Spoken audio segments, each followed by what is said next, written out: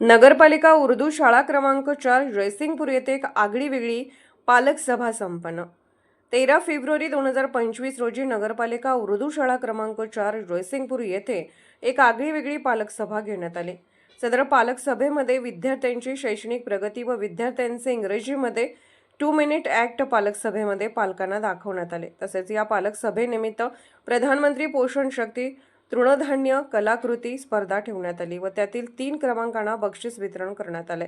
सदर कार्यक्रमानिमित्त शाळेतील माजी विद्यार्थिनी डॉक्टर कुबरा जावेद पटेल, सबा अल्ताफ लाडखान, अब्रार जावेद पटेल या विद्यार्थिनींनी या शाळेतच शिकून आज डॉक्टर पदवी घेतली।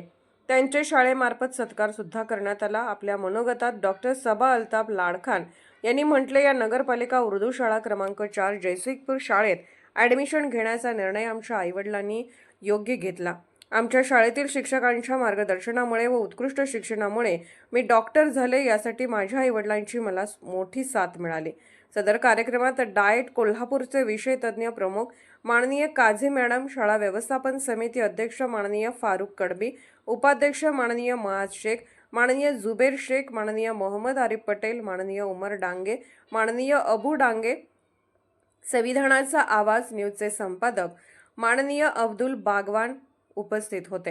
सूत्रसंचालन श्री मुनीर सादत चौगले सर यांनी केले। तसेच प्रास्ताविक भाषण शाळेच्या मुख्याध्यापिका सौ तबस्सुम सोलापुरे मॅडम यांनी केले।